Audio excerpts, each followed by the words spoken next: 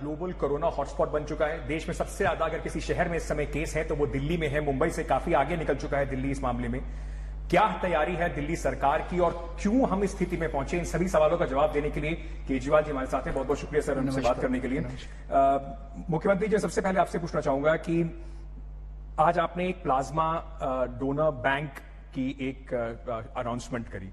क्या है ये अनाउंसमेंट? क्योंकि अब लोगों को दिखने लगा है कि ब्लड बैंक से ज्यादा शायद इस समय फिलहाल प्लाज्मा बैंक की आवश्यकता ज्यादा है। तो ये क्या पहल है? क्योंकि अभी भी प्लाज्मा थेरेपी ट्रायल स्टेज पर ही अगर कहें तो है, अभी पूरी तरह से मान्यता प्राप्त नहीं है इस थेरेपी को।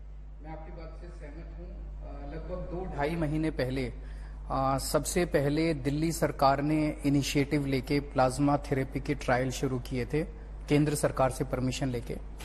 और हमारा जो पहला ट्रायल था 29 पेशेंट्स पे था और वो ट्रायल काफी सक्सेसफुल रहा।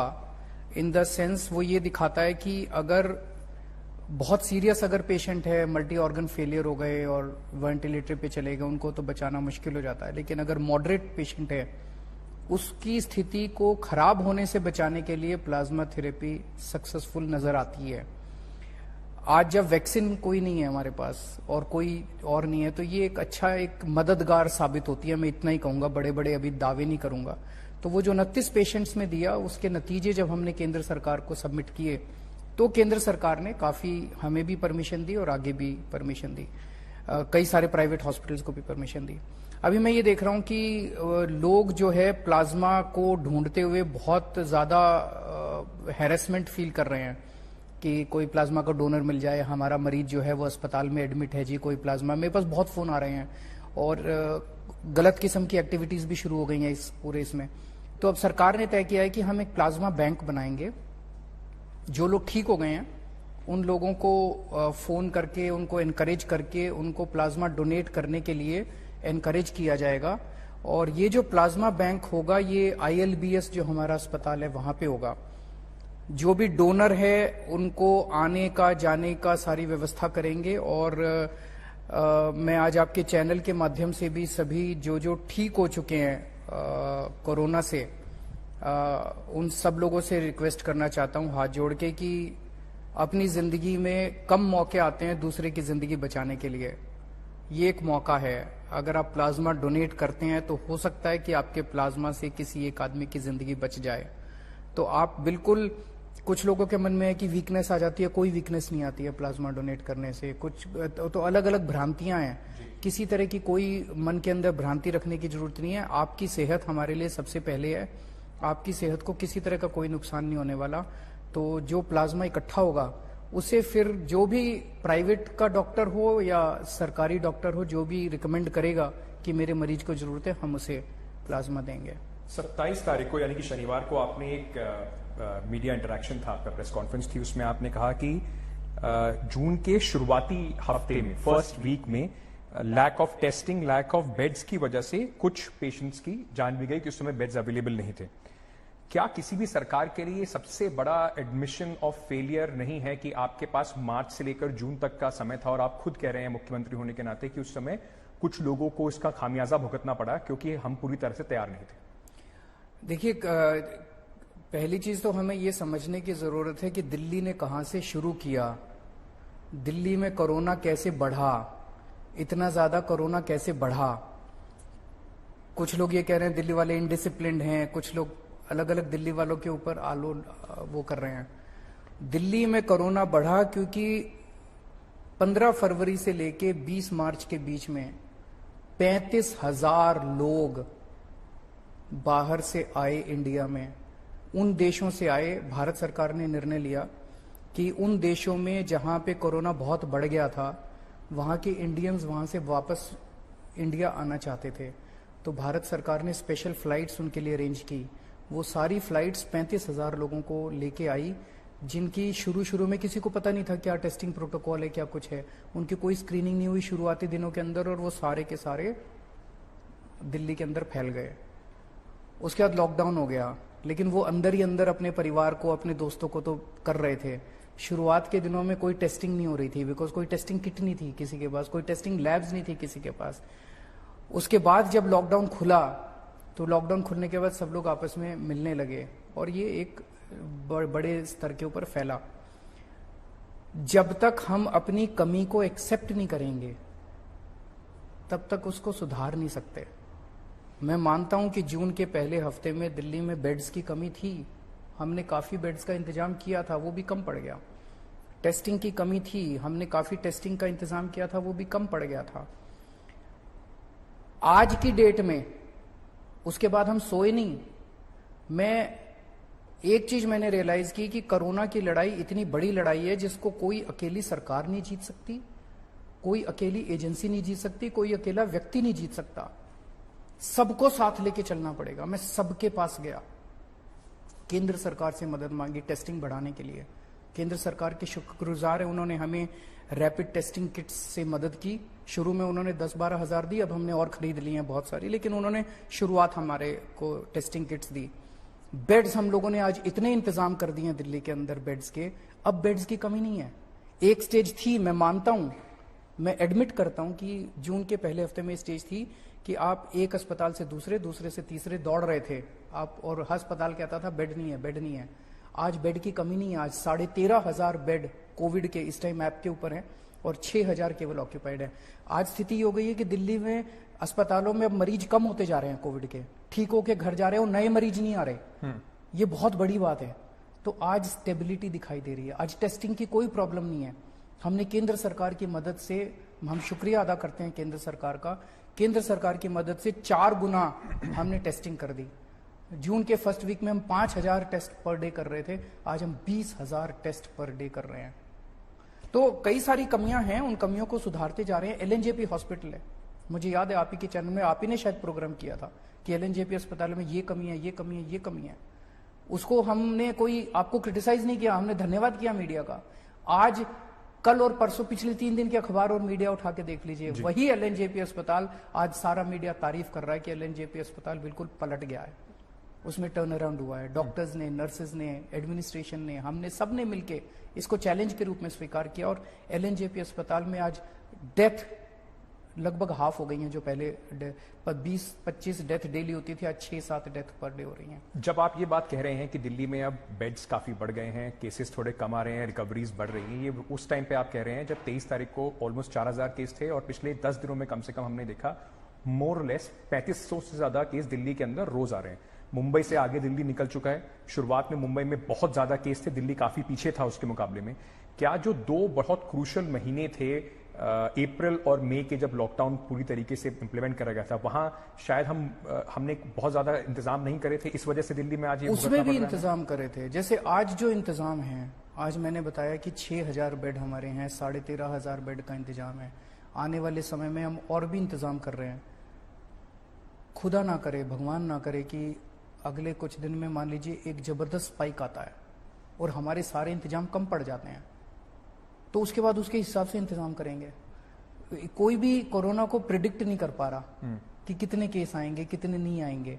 अब 23 जून को 4,000 केस आए, वो धीरे धीरे तब से कम हो रहे हैं। कल 2,800 के करीब केस आए हैं और आज शायद 2,000 के करीब केस रह गए हैं। तो केसेस कम हो, लेकिन हो सकता है कि 10 दिन के बाद कोई स्पाइक आ जाए।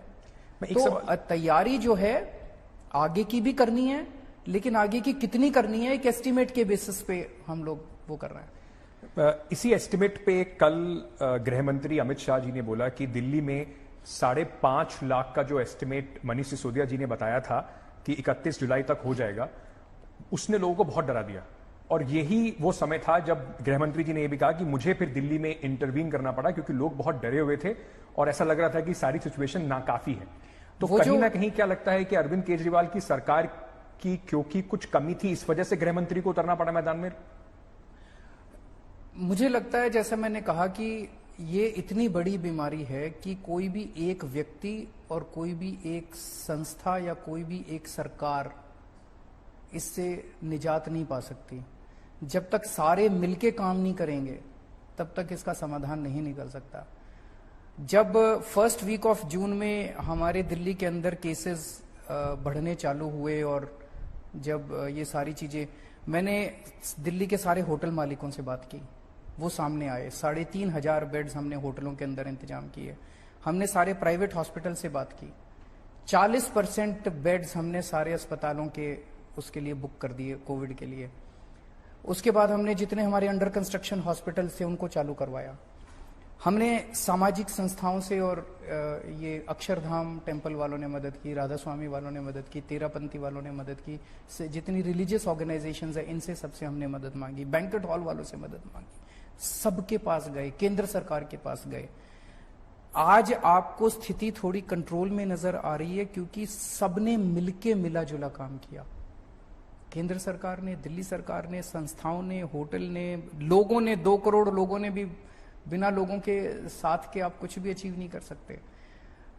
लेकिन अभी हाथ पे हाथ रख के नहीं बैठना है, आगे की तैयारी चालू रखनी है। किसी भी टाइम, जैसे स्पेनिश फ्लू 1918 का देखें, एक बारी पीक आई फिर नीचे हो गई, फिर एक और पीक आई, तो ये कैसे दूसरी पीक आएगी कि नहीं आएगी, कोई कह रहे बरसातों के बाद आएगी, कोई कह रहे सर्दी के बाद आएगी। ये जो हमारा एक अलायंस बना है दिल्ली के अंदर सब लोगों का, ये हमारी दिल्ली के लोगों की सबसे बड़ी स्ट्रेंथ है। लोग ये भी कह रहे हैं कि शुरुआती दिनों में जब कोरोना वायरस शुरू हुआ था तो एक मुख्यमंत्री जो सबसे ज्यादा एक्टिव दिख रहे थे, कंट्रोल में लग रहे थे, अब लग रहा है कि वो केंद्र सरकार कंट्रोल में है और अरविंद केजरीवाल इंजन के पीछे बस चले चले जा रहे हैं कि ये सिचुएशन किसी तरह से बाहर निकल जाए। तो दिल्ली की जो कोरोना वायरस की लड़ाई है उसका इंजन कौन है, अमित शाह या अरविंद केजरीवाल? मुझे नहीं लगता कि इस तरह से कोई ब्लैक एंड व्हाइट करने का वो पॉसिबिलिटी है। सब लोग अपना अपना, हमें दिल्ली की जिम्मेदारी दिल्ली के लोगों ने चुनाव में आम आदमी पार्टी को दी। आज दिल्ली के अंदर आम आदमी पार्टी की सरकार है।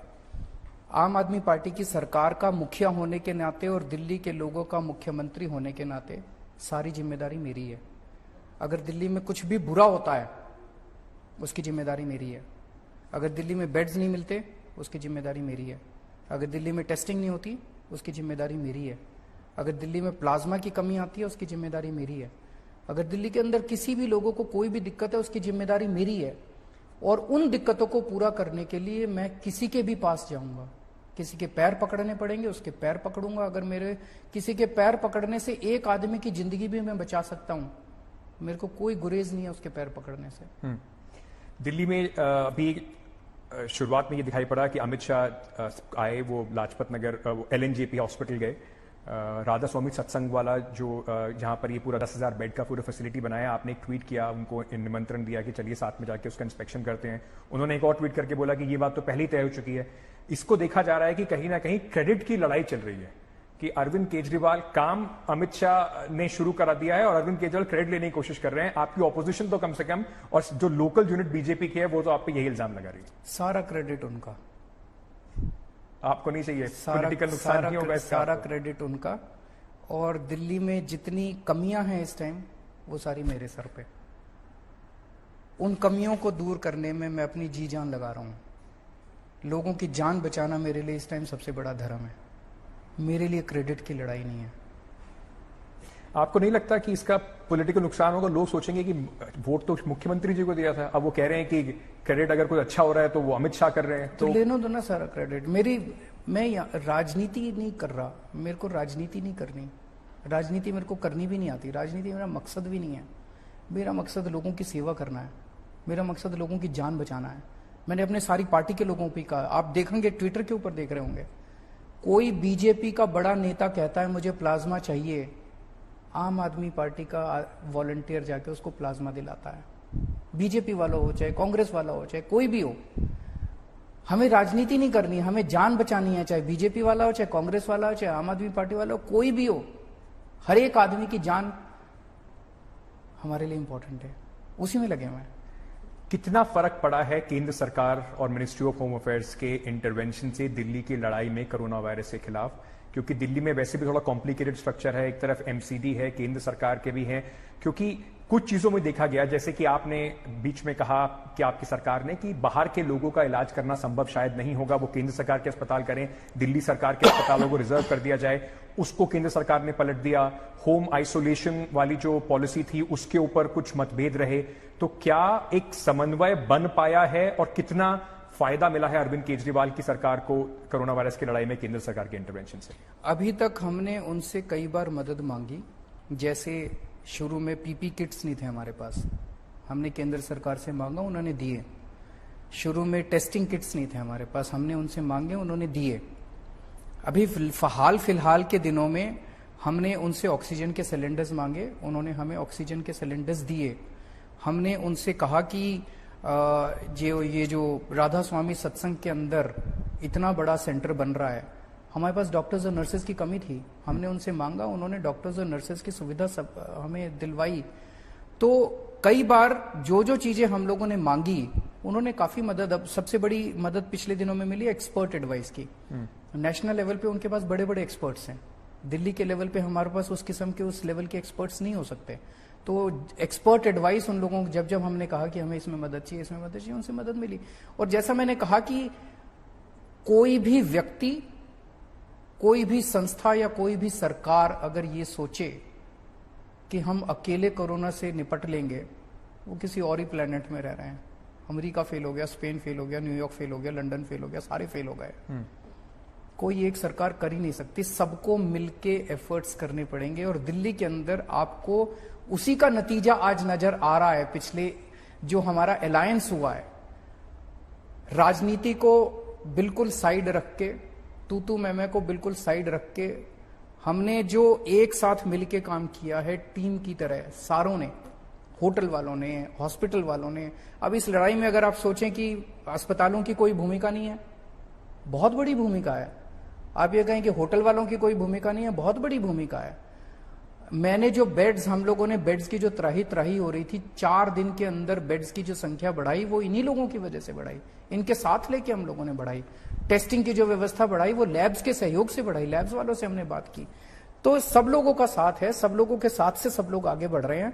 इसमें कोई भी क्रेडिट की लड़ाई नहीं है। और जैसा मैंने कहा कि सारा क्रेडिट उन सब लोगों का, और जो कमियां हैं वो मेरे जिम्मे। क्या एस्टिमेट है अभी? 5.5 लाख का एक एस्टिमेट दिया गया था, जिसको लेकर कहा गया कि वो तो शायद लोग डर गए उससे ज्यादा। अभी आज को फिलहाल देखते हुए, स्थिति को देखते हुए, क्या है एस्टिमेट आपका कि आगे किस तरीके से दिल्ली में कोरोना वायरस से केस बढ़? पहली चीज मैं 5.5 लाख वाले को क्लैरिफाई कर देता हूं। 5.5 लाख का जो एस्टिमेट था, वो केंद्र सरकार का फॉर्मूला, एक केंद्र सरकार की एक वेबसाइट है जो वो हर राज्य को देते हैं, उसको उसका पासवर्ड वगैरह, उसमें हर राज्य सरकार अपना डेटा फीड करती है और वो फिर वेबसाइट, केंद्र सरकार की वेबसाइट थ्रो अप करती है आगे 2 महीने के क्या प्रोजेक्शंस हैं।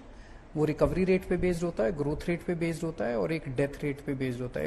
एक दो चीजें और होती हैं, उसके बेसिस पे ये फॉर्मूला होता है। उस फॉर्मूले ने ये बताया था कि 31 जुलाई तक 5.5 लाख केस आने की उम्मीद है। मुख्यमंत्री होते हुए मेरी जिम्मेदारी है लोगों को बताना कि ये आने वाले समय में तस्वीर नजर आ रही है, इसीलिए सब लोग तैयार हो जाओ, इतना नहीं होने देना। अगर मैं अपने लोगों को बताऊंगा ही नहीं तो लोग चौकन्ने कैसे होंगे, लोग तैयारी कैसे? एक होगा, मेरे को पूरा करना जी।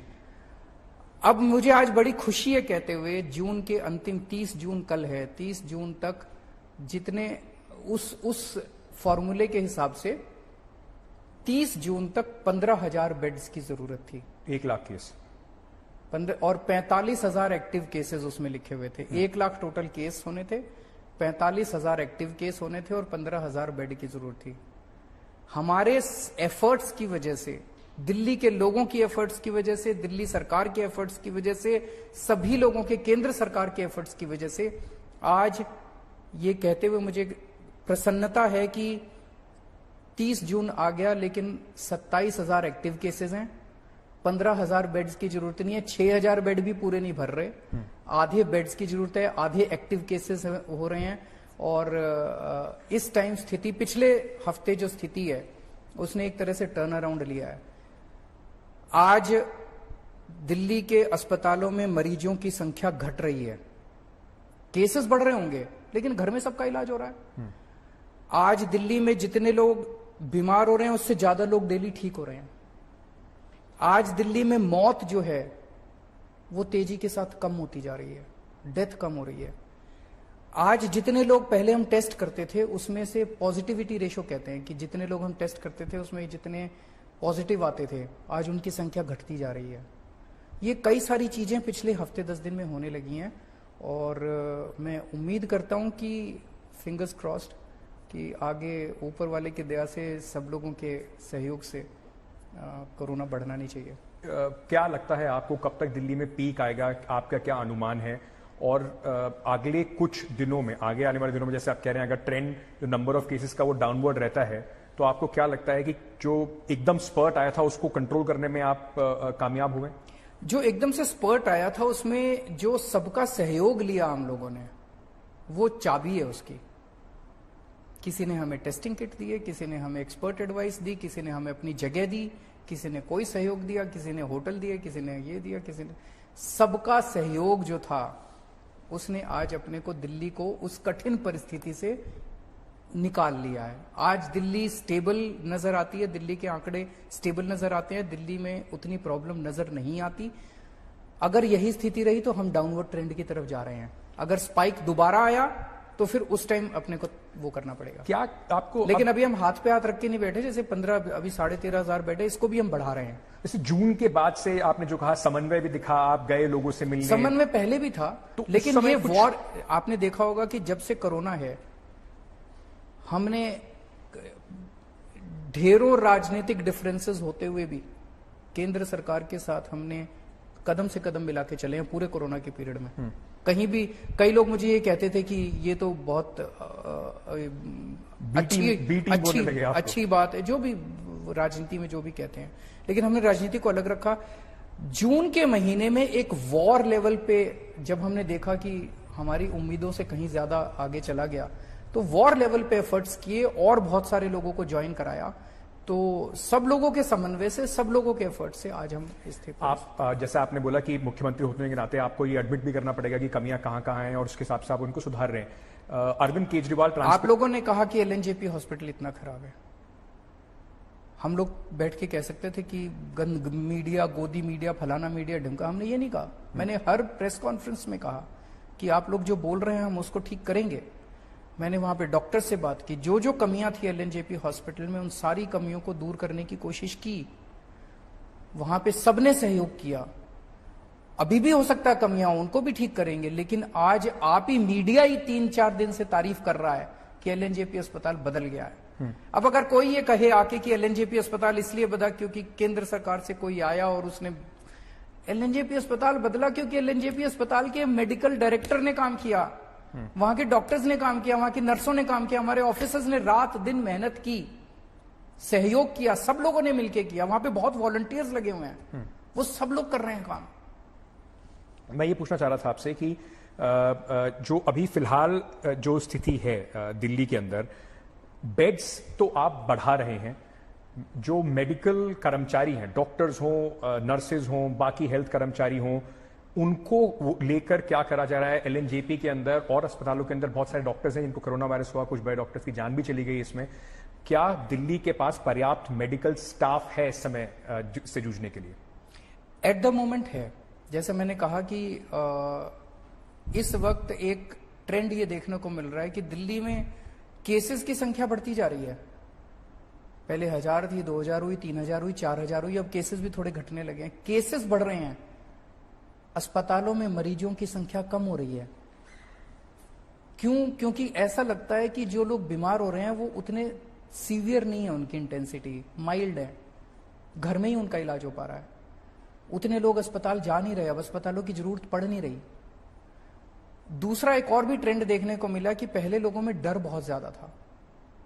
उसे पता चलता था मैं बीमार हो गया, चाहे उसमें सिम्टम हुए ना, वो सीधा अस्पताल भागता था। अब जब वो लोग देख रहे हैं कि 52,000 लोग दिल्ली में ठीक हो गए और उसमें से 30-40 हजार लोगों से ज्यादा घर में ठीक हो गए, तो लोगों को लगता है यार माइल्ड है तो घर में ही रह लो। हमने ऑक्सीमीटर दे दिया, सबके घर में ऑक्सीमीटर पहुंचा दिया, जो जो लोग बीमार थे। अब वो अपनी देख लेता है हर घंटे में ऑक्सीजन ठीक है, बस इतना देखना। तो लोगों में कॉन्फिडेंस भी पैदा हुआ है पिछले 1 महीने के अंदर कि सबको अस्पताल भागने की जरूरत नहीं है। जब सब अस्पताल नहीं भाग रहे तो डॉक्टर्स और नर्सेज की इस टाइम पर्याप्त मात्रा है। इसी होम आइसोलेशन को लेकर कुछ कंफ्यूजन भी था। एलजी के 2 ऑर्डर आए, दोनों को पलटना पड़ा, आपने जाके उसका विरोध भी करा। तो वो क्या कहीं ना कहीं क्यों इस तरह की स्थिति आई कि पिछले हफ्ते तक इसमें ऑर्डर हुआ, वापस लेना पड़ा, आपका विरोध रहा, पब्लिकली विरोध रहा, इस तरह की स्थिति क्यों बनी? कंफ्यूजन क्योंकि उससे लोगों में बहुत हुई। अंत भला सो भला, अब ठीक हुआ। होम आइसोलेशन तो अच्छी चीज है, उनको कुछ कंफ्यूजन था, उनकी कंफ्यूजन दूर की है हम लोगों ने, उनके मन में डाउट्स थे, डाउट्स दूर कर दिए, मान गए वो लोग, सबको मना लिया, चिंता मत करो, सब साथ है। इस पूरे कोरोना वायरस की लड़ाई में अरविंद केजरीवाल जो हमेशा ट्रांसपेरेंसी के लिए पक्षधर थे, आपके पर कुछ आरोप भी लगे कि डेटा फज हो रहा है, डेथ का डेटा फज हो रहा है, एमसीडी के लोगों ने आके बोला कि ज्यादा लोग मर रहे हैं, सरकार अपना डेटा कम दिखा रही है। हाईकोर्ट तक गए पर हाईकोर्ट से वहां पे आपको रिलीफ भी मिला, हाईकोर्ट ने कहा कि अभी तक ऐसा कुछ तो नहीं, जब हाईकोर्ट ने चेक कर लिया, हाईकोर्ट ने सारा, हाईकोर्ट में पीआई लगाई इन लोगों ने, हाईकोर्ट ने चेक कर लिया, बोले दिल्ली सरकार का डेटा ठीक है, तो फिर तो राजनीति हो रही थी उस पर। हम क्यों, मेरे को कोई मेडल थोड़ी मिलने वाला है यार कि गोल्ड मेडल मिलेगा अगर डेटा को ठीक कर लेंगे। जो समस्या है उसको टेबल पे रखो, सबको बता दो भाई ये समस्या है, हमने बता दी। आज 4000 केस आ रहे हैं, हम छुपा रहे हैं क्या? छुपाने की कोशिश करी क्या? नहीं करी। अब इसको कम करेंगे। अगर हम समस्या को ही नहीं सामने रखेंगे, आपने कहा 5.5 लाख क्यों बताया था भाई, उस टाइम केंद्र सरकार की वेबसाइट के हिसाब से अनुमान 5.5 लाख का था, हमने तैयारी भी उसी हिसाब से करनी शुरू की, अब केसेस कम हुए हैं, तो अब देख रहे हैं आगे जैसे जैसे होगा। होम मिनिस्टर के इंटरवेंशन से कुछ राजनीति में फर्क आया नीचे, दिल्ली की राजनीति में, एमसीडी की राजनीति में? अभी मैं राजनीति में इंटरेस्टेड ही नहीं हूं। एक सीरोलॉजिकल सर्वे आपने कहा शुरू होगा दिल्ली में, डोर टू डोर सर्वे शुरू होगा, क्या शुरू हो गया? हो गया शुरू। 45 लाख हाउस होल्ड का एक समझ लें टारगेट है, 2 करोड़ लोगों का। नहीं वो अलग है, वो सीरोलॉजिकल सर्वे 20,000 लोगों का, 20,000 का। पर मैं कह रहा हूं एक डोर टू डोर सर्वे की भी बात उसके ऊपर भी चर्चा चल रही है। केंद्र सरकार ने इसमें कहा, उनकी एक्सपर्ट कमेटी जो है के पॉल साहब की, उसने कहा कि पूरी दिल्ली का सर्वे होना चाहिए। हमने कहा जरूर करेंगे। तो अभी कैसे किया जाए, इसका लॉजिस्टिक्स कैसे होगा, कितने दिन लगेंगे, कैसे होगा, उसका वर्कआउट कर रहे हैं सब लोग। सीरोलॉजिकल सर्वे 6 तारीख तक आ जाएगा आपके पास? सीरोलॉजिकल सर्वे तेजी से चल रहा है। 5,000 करोड़ रुपए की बात करी थी मनीष सिसोदिया जी ने, उन्होंने कहा कि केंद्र सबको मदद कर रहा है, हमें मदद नहीं कर रहा है। अब जब आप कह रहे हैं कि आप मदद मांगने के लिए हर जगह जाने को तैयार हैं और रिश्ते थोड़े ठीक चल रहे हैं अरविंद केजरीवाल और केंद्र सरकार के, तो उम्मीद है कि कुछ फाइनेंशियल असिस्टेंस मिलने वाली है आपको? उम्मीद पे दुनिया कायम है। मांगी गई है? मांगे, मैंने कई बार मांगे हैं, मुझे पूरी उम्मीद है जरूर देंगे। कुछ जवाब अभी तक मिला है आपको? अभी तक नहीं आया। अरविंद जी आगे, क्योंकि कोरोना वायरस पे मैं बस आखिरी सवाल पूछना चाहता हूं, 2 सवाल मेरे उसके बाद और भी होंगे, मैं आखिरी सवाल आपसे कोरोना वायरस पे पूछना चाहता हूं कि अब आगे दिल्ली के लोगों के लिए मुख्यमंत्री जी का रोड मैप क्या है? हम क्या मान के चलें कि आगे आने वाले दिनों में किस तरीके से दिल्ली सरकार काम करेगी? मैं बस एक ही चीज कह सकता हूं कि कोरोना नया वायरस है, पूरी दुनिया को नहीं पता कि ये कैसे व्यवहार करेगा, क्या करेगा। जैसे स्पेनिश फ्लू है, एक बारी 2 या 3 पीक आई उसकी बताते हैं, सेकंड पीक सबसे ज्यादा डेंजरस थी उसकी। तो पहली पीक जो थी उसके बाद लोगों ने सोचा चला गया, लेकिन फिर आ गया वो। आगे आने वाले भविष्य में क्या होगा किसी को नहीं पता। इसकी केवल एक ही चाबी है, ईमानदारी के साथ सारे मिलके निस्वार्थ भाव से, सारी राजनीति साइड करके अगर सारे मिलके लड़ेंगे तो कोरोना को हराएंगे, और अगर आपस में लड़ेंगे तो कोरोना जीत जाएगा। कल आखिरी दिन है अनलॉक 1 का, 1 जुलाई से नई गाइडलाइंस आनी है, अनलॉक 2 की बात हो रही है। दिल्ली में काफी हद तक आपने चीजों को खोला, उसके बाद केसेस बहुत ज्यादा बढ़े, कुछ चीजों पे अभी भी रिस्ट्रिक्शंस हैं, जिम है, स्विमिंग पूल है और कुछ चीजों के ऊपर है। क्या आपकी सोच है अनलॉक 2 में, क्या दिल्ली को और छूट मिलेगी या कुछ वापस करा जाएगा क्योंकि केसेस बढ़ गए हैं? एक बार ही देखना पड़ेगा कि केंद्र सरकार कितना अलाउ करती है। जो केंद्र सरकार अलाउ करती है, हमारी उसी सीमा के अंदर हम खोल सकते हैं। तो आज या कल में जब केंद्र सरकार अपना ऑर्डर निकालेगी तो उसके बाद हम लोग भी निर्णय लेंगे। और कोई देश में मुख्यमंत्री आपको ऐसा लगा जो बहुत अच्छा काम कर रहा हो? सब अच्छा काम कर रहे हैं, किसी से कुछ सीखा अपने अपने क्षेत्र में सब लोग अच्छा काम कर रहे हैं। हर एक स्टेट और हर एक शहर एक अलग परिस्थिति है, ये कंपैरिजन नहीं होना चाहिए। कहीं ज्यादा है तो उनकी वजह से नहीं है, कहीं कम है तो उनकी वजह से नहीं है। सभी लोगों को, सभी सरकारों को कोशिश ये करनी है कि जितना है उसको कंट्रोल किया जाए और जनता को तकलीफ नहीं होनी चाहिए। मेरे हिसाब से सब मुख्यमंत्री बहुत अच्छा काम कर रहे हैं। अब हरियाणा और उत्तर प्रदेश से ठीक ठाक कोऑर्डिनेशन हो रहा है, बॉर्डर को लेकर इश्यूज तो नहीं होंगे लोगों को? हमारे कभी इश्यूज नहीं थे। बीच में कंफ्यूजन था ना आपको, कभी वो बंद करते थे, कभी आप बंद कर देते थे? नहीं, हमने 1 हफ्ते के लिए उस टाइम किया था जब ये था कि वो दिल्ली के अस्पतालों वाली बात, जब हम सर्वे करा रहे थे जनता से, लेकिन हमारा कभी किसी से कंफ्यूजन नहीं हुआ। मैं एक सवाल चाइना पे आपसे जरूर पूछना चाहूंगा। प्रधानमंत्री जी ने, ये इंटरव्यू केवल कोरोना पे था। बस मैं चाइना पे एक ही सवाल पूछूंगा। प्रधानमंत्री जी ने एक ऑल पार्टी मीटिंग बुलाई थी, उसमें आम आदमी पार्टी को आमंत्रित नहीं किया गया था।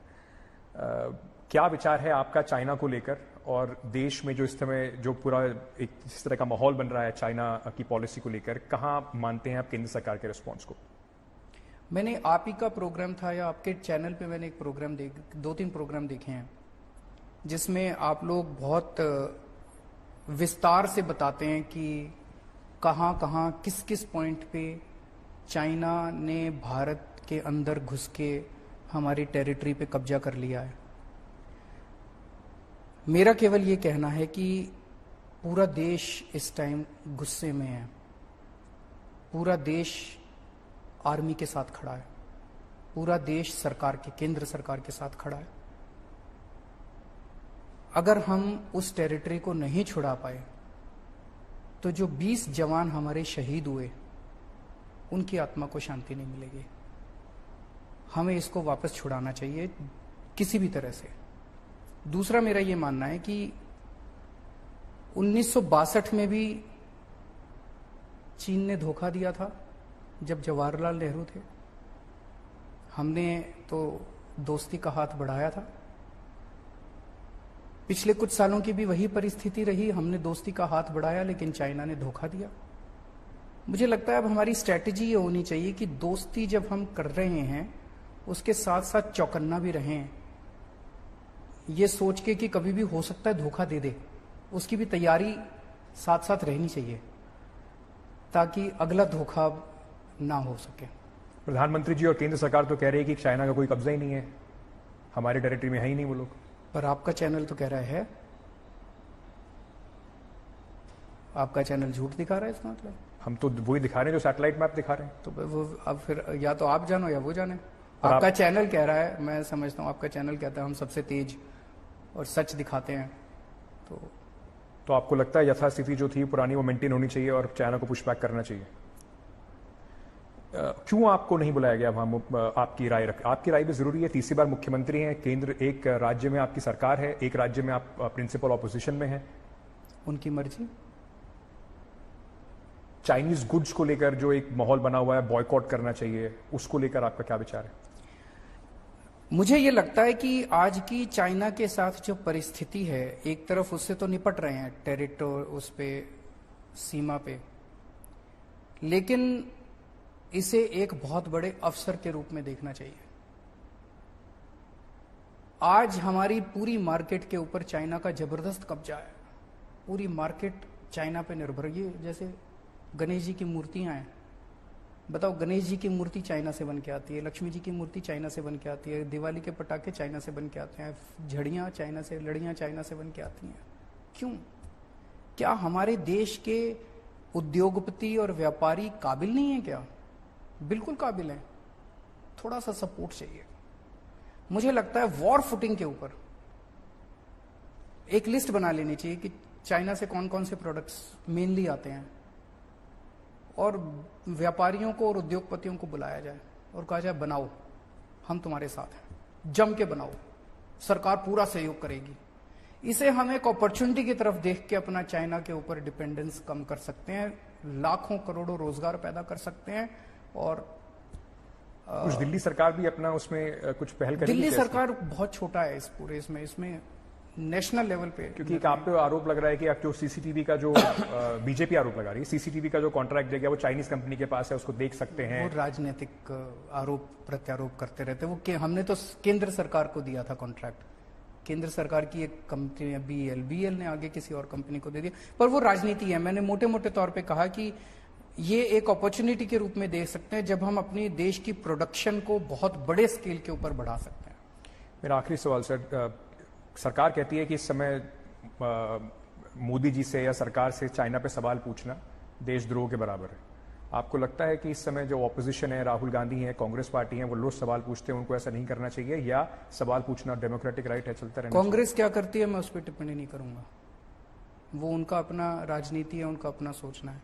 पर मुझे लगता है नंबर 1 कि जनतंत्र के अंदर सवाल पूछे जाने चाहिए, और नंबर 2 कि जब नेशनल आपदा आए इस तरह की, जब दूसरे देश के साथ, तो जिस मर्जी पार्टी की सरकार हो, चाहे हमारी उससे कितने भी राजनीतिक वो हों, तब सारे देश को इकट्ठा होके अपने नेशनल गवर्नमेंट को और आर्मी का साथ देना चाहिए। अरविंद केजरीवाल, हमसे बेबाकी से बात करने के लिए बहुत बहुत शुक्रिया। सारे सवालों का आपने जवाब दिया, इसके लिए भी आपका बहुत बहुत शुक्रिया। Thank you so much.